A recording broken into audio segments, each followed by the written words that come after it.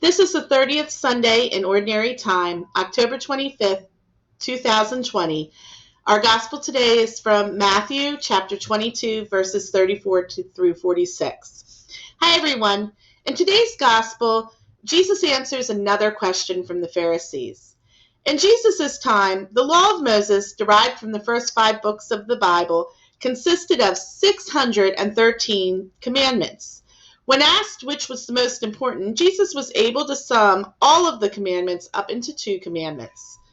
You shall love the Lord your God with all your heart, with all your soul, and with all your mind, and you shall love your neighbor as yourself.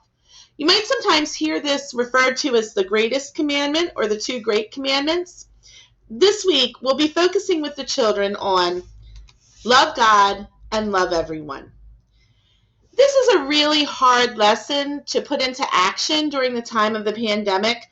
A lot of the ways we would traditionally show our love for God and our neighbors are out of our reach because we can't see people. A lot of our children are only having contact with other children through maybe their classroom Zooms.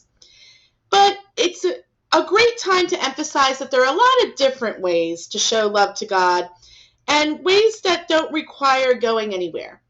I always like to remind the children of St. Therese of Lisieux, who always focused on doing small things with great love.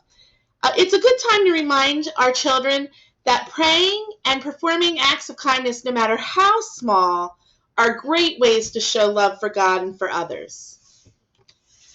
This week, during our lesson, we will talk about rules and why they're important, listen to this week's gospel, and from last week, remind students that God is the one who made the world, trees, people, and all things, and also remind students that Jesus is God's Son. Jesus showed everyone how much God loves us. We will discuss ways to love God and others, and we will make a handprint heart to remind us to love God and love others.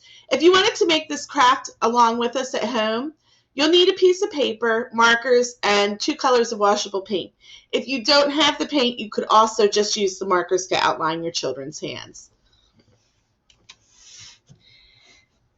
If you wanted to keep the lesson going this week, here are some things that you could do. You could read The Runaway Bunny by Margaret Wise Brown, or any children's book that tells the children that they'll be loved no matter what. Remind your child when you read the book that God loves them no matter what. Help your child cut out some little paper hearts. Leave them for another family member to find. Call a friend or a relative who might enjoy a phone call. Pray with your child for someone they love or someone who might need prayers. Read a story about a saint. Discuss how they showed love for God and their neighbors. This would be a really great way to prepare for next week's lesson, which is on All Saints' Day. www.catholic.org has some stories for saints, stories about saints for children. Thanks, and have a great week.